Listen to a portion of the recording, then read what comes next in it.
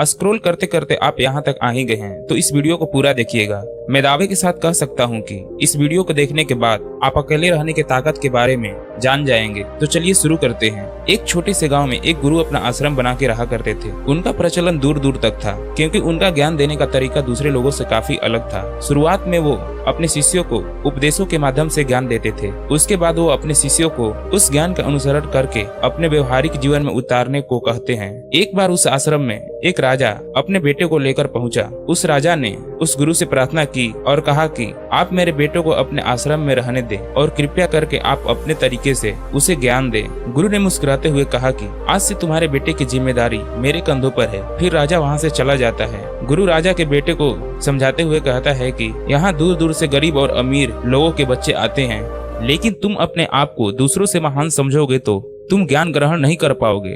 अगर तुम्हें ज्ञान ग्रहण करना है तो तुम्हें दूसरों की तरह अपने आप को साधारण समझना होगा। यही ज्ञान ग्रहण करने की सबसे पहली सीढ़ी होती है। इतना कहने के बाद गुरु उस बच्चे को सारे शिष्यों से मिलाते हैं। सभी शिष्य उस बच्चे से मिले, लेकिन कुछ बच्चों ने उसके पिता यानी राजा को जाते हुए देख लिया था। इसीलिए सभी बच्चे समझ गए थे कि यह बच्चा राजा का बेटा है। इस वजह से आश्रम के सभी बच्चे राजा के बेटे की तरफ आकर्षित हो गए थे। जब गुरु राजा के बेटे को लेकर टहल रहे थे तो राजा का बेटा अचानक फूट फूट कर रोने लगा, क्योंकि अभी वो सिर्फ 12 वर्ष का ही था और 12 वर्ष की आयु में उसके पिता उसे अपने से दूर करके चले गए थे। ये सदमा वो बच्चा सहन नहीं कर पा रहा था। वो नहीं समझ पा रहा था कि उसके पिता उसकी भलाई के लिए उसे उस गुरु के पास छोड़ कर गए हैं। उसे रोते हुए देखकर गुरु ने कहा, बेटा मैं तुम्हें चुप नहीं कराऊंगा। हो सकता है कि आज मैं तुम्हारा आंसू पोंछ दूं, लेकिन कल फिर तुम अपने आप को अकेले पाओगे। याद रखना कि जीवन में इंसान अकेला आता है और अकेला ही जाता है। जितना जल्दी इंसान इस बात को समझ जाता है उतना ही जल्दी वो इंसान आत्मज्ञान के रास्ते पर निकल जाता है। गुरु ने अपनी बात आगे बढ़ाते हुए कहा कि जो इंसान अकेला रहना सीख लेता है वही खुद से प्यार कर पाता है, और जो खुद से प्यार करना जानता है वो किसी के भी जाने का अफसोस नहीं करता, क्योंकि वो खुद से प्यार करता है। गुरु ने इस बच्चे को सांत्वना देते हुए कहा कि धीरे धीरे तुम आश्रम के माहौल में ढल जाओगे। शुरुआत में तुम्हें समस्या आ सकती है, लेकिन कुछ दिन बाद तुम्हें यही जगह बहुत अच्छी लगने लग जाएगी। इतना कहते ही फिर गुरु शिष्य को अपने साथ लेकर आश्रम में वापस आ गए। उस शिष्य को भी तसल्ली मिली, क्योंकि गुरु की आंखों में एक अभूतपूर्व शांति झलक रही थी। इसके बाद शाम होती है तो राजा का बेटा रात्रि का भोजन करने के लिए भोजन कक्ष में पहुंचता है। भोजन लेने के बाद जब वह खाने के लिए बैठता है तो आसपास के सभी शिष्य उसके पास आने लगे। उन सभी को पता था कि यह राजा का बेटा है और अगर हम इससे दोस्ती कर लेते हैं तो उससे हमारा बहुत फायदा होने वाला है। यही सोचकर आश्रम के ज्यादातर शिष्य उसे घेर लेते हैं। बस कुछ बच्चे जो अकेले रहने का महत्व समझते थे तथा जो दिखावे में विश्वास नहीं करते थे, वो बच्चे सम्राट के बेटे के पास जाने की बजाय अपना पूरा ध्यान खाने पर लगा रहे थे और एकांत में बैठकर अपना भोजन कर रहे थे। कुछ दिनों के बाद राजा के बेटे को आश्रम के ज्यादा बच्चे के साथ दोस्ती हो गई। अब वो आश्रम में उन बच्चों के साथ घूमता, उन्हीं के साथ अपना ज्यादातर समय बिताता।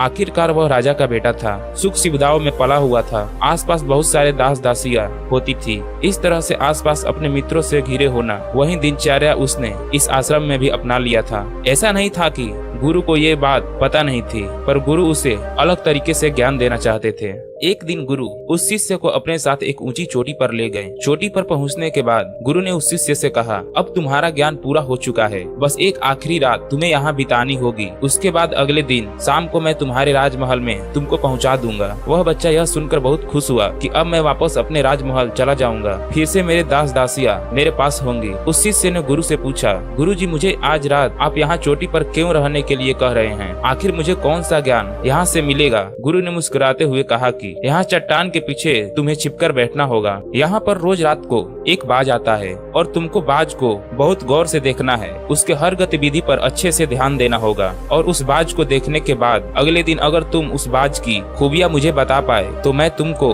तुम्हारे राजमहल वापस भिजवा दूंगा। और हाँ, सुबह आने से पहले एक बात और ध्यान देना कि एक चरवाहा यहाँ से अपनी बकरियों को चराने के लिए आता है। उन बकरियों को भी अच्छे से देखना और उनकी गतिविधियों पर ध्यान देना। इतना कहकर गुरुजी वहाँ से चले जाते हैं। फिर काफी वक्त बीतने के बाद एक बाज अपने बच्चे के साथ वहाँ आया। राजा के बेटे ने सारी रात बाज की गतिविधियों को ध्यान पूर्वक देखा। फिर सुबह होने के बाद जब वह चरवाहा अपनी बकरियों को लेके आता है तो उसने एक अभूतपूर्व दृश्य देखा। वह देखा कि बाज एक बकरी के बच्चे को अपने पंजों से उठाकर आसमान में चला गया था। वह बाज उस बकरी का शिकार कर लिया था। वह शिष्य सारा दृश्य देखने के बाद अपने गुरु के पास आश्रम पहुंचा। इसके पहले कि गुरु उसे कुछ पूछते वह बच्चा कहता है, गुरुदेव आप सारे आश्रम के बच्चों को यहाँ बुलवा लीजिए। मैंने जो कुछ भी पहाड़ पर देखा है वो सारी बातें सबको बताना चाहता हूँ। गुरुजी ने सारे बच्चे को बुलाया। फिर वह राजा का पुत्र अपना बात कहता है। वह कहता है कि मैंने अपने जीवन में बहुत सारे पक्षी को देखा है, लेकिन बाज उन सभी पक्षियों में से अलग और अद्भुत है। उदाहरण के लिए एक तोता तो बहुत बोलता है, लेकिन वह कभी आसमान की ऊंचाइयों पर नहीं जाता। लेकिन एक बाज जो हमेशा शांत रहता है वह आसमान की ऊंचाइयों को भी छू सकता है। एक बाज जब अपना शिकार निश्चित कर लेता है तो वह उसी पर नजरें टिकाए रखता है। चाहे बाज कितना भी ऊंचाई पर हो, चाहे कितने भी तूफान आ जाए, फिर भी वह अपनी नजर अपने लक्ष्य पर रखता है। आज सुबह जिस बाज को मैंने देखा वह हर बकरी को